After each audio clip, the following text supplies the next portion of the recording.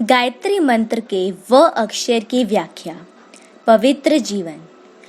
बुद्धि की देवी गायत्री के प्रत्येक उपासक के लिए स्वाध्याय भी उतना ही आवश्यक धर्म कृत्य है जितना जप, ध्यान, पाठ आदि।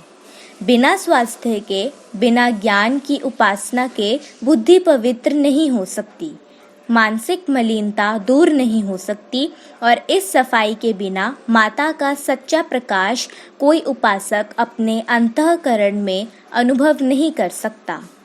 जिसे स्वाध्याय से प्रेम नहीं, उसे गायत्री उपासना से प्रेम नहीं, यह नहीं माना जा सकता।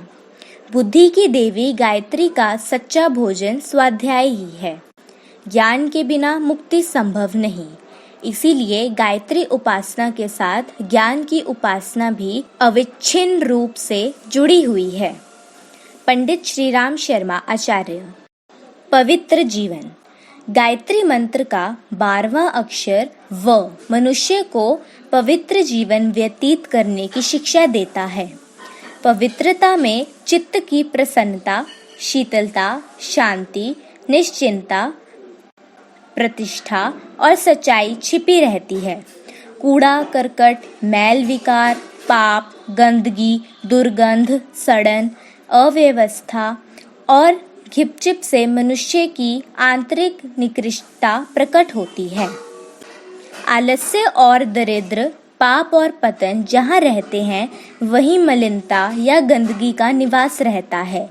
जो ऐसी प्रकृति के हैं उनके वस्त्र, घर, सामान, शरीर, मन, व्यवहार, वचन, लेन देन सब में गंदगी और अव्यवस्था भरी रहती है। इसके विपरीत जहाँ चैतन्यता, जागरूकता, सुरुचि, सात्विकता होगी, वहाँ सबसे पहले स्वच्छता की ओर ध्यान जाएगा। सफाई, सादगी और सुव्यवस्था में ही सौंदर्य है। इसी को पवित्रता कहते हैं। गंदे खाद से गुलाब के सुंदर फूल पैदा होते हैं।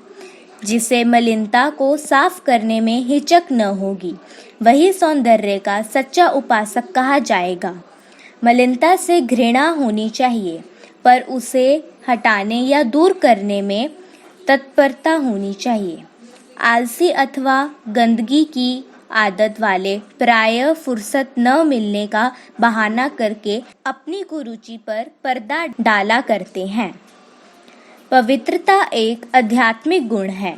आत्मा स्वभावतः पवित्र और सुंदर है, इसीलिए आत्मा स्वभावतः पवित्र और सुंदर है। इसीलिए आत्मपरायण व्यक्ति के विचार, व्यवहार तथा वस्तुएं भी सदा स्वच्छ एवं सुंदर रहते हैं। गंदगी उसे किसी भी रूप में नहीं सुहाती। गंदे वातावरण में उसकी सांस घुटती है, इसीलिए वह सफाई के लिए दूसरों का आसरा नहीं टटोलता। अपनी समस्त वस्तुओं को स्वच्छ बनाने के लिए वह सबसे पहले अवकाश निकालता है। पवित्रता के कई भेद हैं। सबसे पहले शारीरिक स्वच्छता का नंबर आता है, जिसमें वस्त्रों और निवास स्थान की सफाई भी आवश्यक होती है। दूसरी स्वच्छता मानसिक विचारों और भावों की होती है। आर्थिक मामलों में भी, जैसे आजीविका, लेन देन आदि में शुद्ध व्यवहार करना श्रेष्ठ गुण समझा जाता है। चौथी पवित्रता व्यवहारिक विषयों की है, जिसका आशय बातचीत और कार्यों के औचित्य से है। अंतिम नंबर आध्यात्मिक विषयों की पवित्रता का है, जिसके बिना हमारा धर्म कर्म निरर्थक हो जाता है।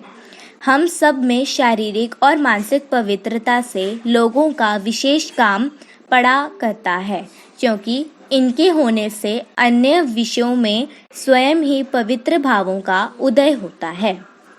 हमारे YouTube चैनल अखिल विश्व गायत्री परिवार पंचकुला को सब्सक्राइब करें एवं बेल आइकन ज़रूर दबाएं, ताकि गायत्री परिवार पंचकुला की मिशन से संबंधित गतिविधियों की जानकारी आपको मिलती रहे।